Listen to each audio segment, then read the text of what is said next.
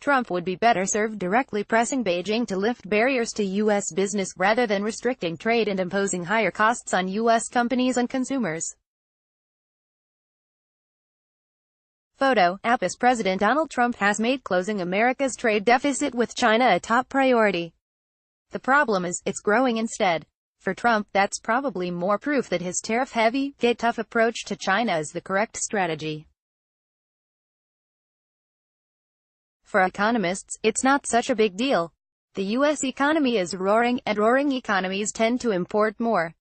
There's another reason, too, why the trade balance is the wrong figure to focus on. It only captures one part of the greater economic relationship between the U.S. and China, and only as that relationship currently stands.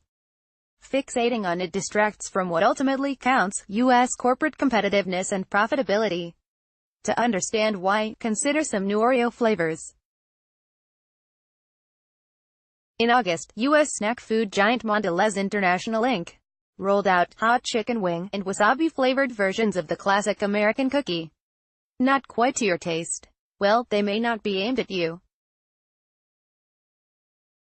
The new cookies are being sold only in China. More than that, they were developed at Mondelez's research center in Suzhou and are produced by factories on the mainland. Mondelez launched the new entries on JD.com, a Chinese online retailer.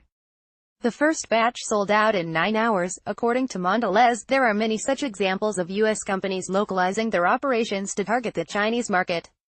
General Motors Co. manufactures nearly all the cars it sells in China within the country.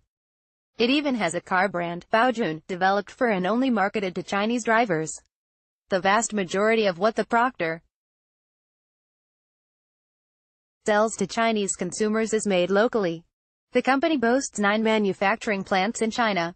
Such sales don't directly factor into the bilateral trade data, yet it most certainly adds to those companies' bottom lines. GM and its partners sold 1 million more vehicles in China than in the U.S. last year. China is p. The local sway of U.S. companies is an indication of just how sophisticated and global they've become. With appealing brands and extensive international expertise, American firms very often invest and manufacture in foreign markets instead of exporting their products from the U.S. By contrast, Chinese companies, like those in emerging markets generally, tend to lack brand power and experience operating abroad. So they capitalize on their low-cost base to export to the U.S. and elsewhere. That's reflected in the great disparity of direct investment between the U.S. and China. Since 1990, U.S. companies have invested almost twice as much in China, $256 billion, as Chinese companies have in the U.S., and a huge chunk of China's investment has been made in only the past 2 years. To a certain extent, the trade deficit is thus a mark of how much more advanced U.S. corporations are compared to their Chinese counterparts. Of course, there's been much hand-wringing over the loss of American jobs due to trade with China as factory work has shifted overseas. But in many cases, the plants constructed in China weren't replacements for those in the U.S., they were built to meet local needs. In certain industries, such as p. Fortunately, economies are never static and, over time, the disparity between the U.S. and China should narrow naturally. It's almost certain that, barring a complete collapse of relations between the world's 2 largest economies, Chinese companies will expand their presence in the U.S. market and hire American workers as they become more global. As Japan's share of the U.S. auto market increased, for instance, so did its investments in the U.S. Japanese automakers have by now built 24 factories and invested a cumulative $48 billion.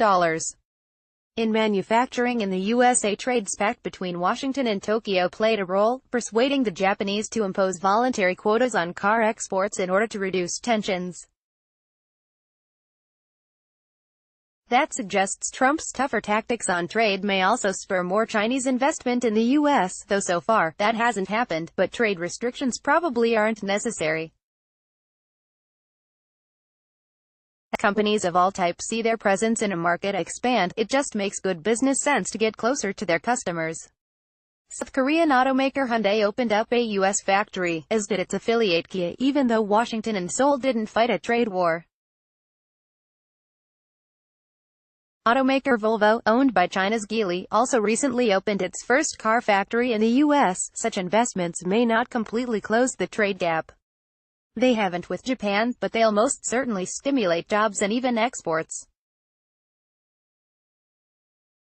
Japan's automakers have directly created nearly 93,000 jobs in the U.S. and last year exported more than 400,000 vehicles from their American plants.